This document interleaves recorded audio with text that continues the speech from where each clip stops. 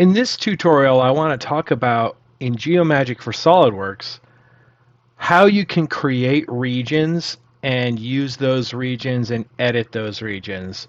So you see here, I have a scan that I've loaded inside of the Geomagic for SolidWorks plugin just by hitting this import scan mesh, selecting a different file types that we have available here. I used a PLY in this instance. You can use STL, OBJ, any of those. And you bring in the mesh and you see that the mesh has a different icon than it normally does inside of SolidWorks. So now you see that I have this polygon mesh in here, and if I want to create regions, I can come over to the regions tool, and this differs from other products in our portfolio in the sense that you create an entire region group over the entire part. So I can change my settings here, and we'll just change them to, there we go, 60 and 70, and hit the checkbox here, and it will go ahead and calculate the regions. So now you see that I have these regions all over the part. And as I look at the part, it did a great job. But there are instances where I'm like, whoa, wait a minute. I kind of wouldn't want this to be in the region. Maybe I want to separate that out. Maybe I want this to be a separate region from this. Things like that. So in order to do that, you can come over to the regions tool. And down here at the bottom, you have merge regions and split regions. So you can come over with split regions in this instance, and you can look at the part in a specific way. And if I just draw a line using the paintbrush, you'll see that it will separate that section out. And then if I want to split an area, I can do this, and it will split regions apart from each other. So this is where you can divide. Here's another example. If I wanted to come around this entire thing, you'll see that we can split that region out. And the same goes for here. If I wanted to draw that around the outside there,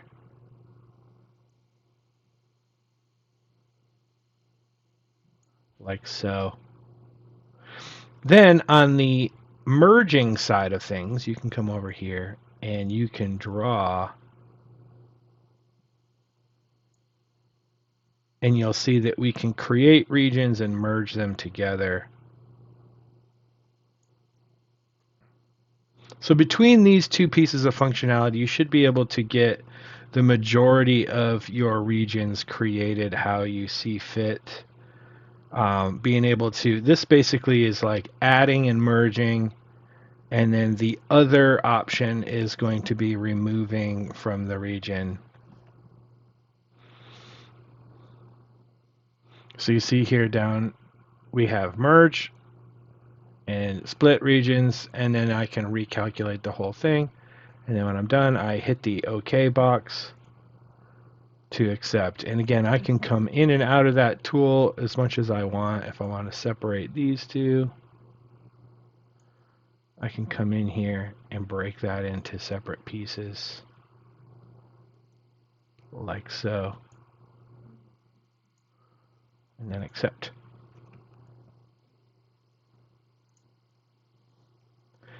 We'll do that one more time because I just thought, hey, while we're in here, let's show how we use a region as well. So if I come in here and let's just break apart this. Then we'll get out. Now if I wanted to fit an extruded region, I can come over here to extrusion. And in this instance, I'm going to say, let's just make it a surface with line arcs. And I'm going to say select regions here. I'm going to click on this region and tell it, give me a extrusion region from that data. So once I have that selected, I can hit preview, and you'll see that it previews the extrusion for me.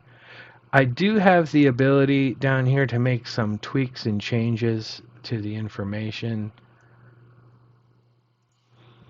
You can adjust the enlargement to extend it. You can extend it manually yourself by dragging the handles here, which you can even do that afterwards.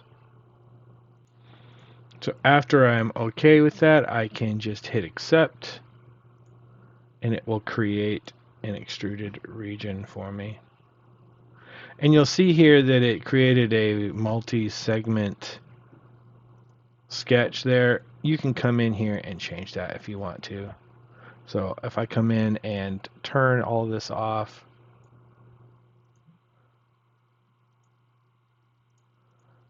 and zoom in there, I can redraw my sketch if I want to be one giant arc.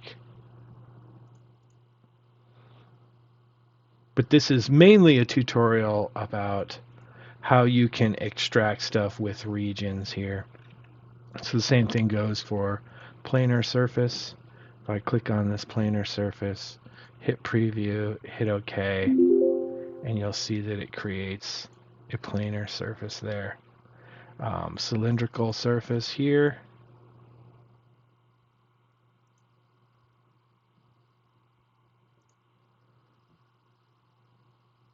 Fits a cylinder there for me. So that's how you can use regions within Geomagic for SolidWorks.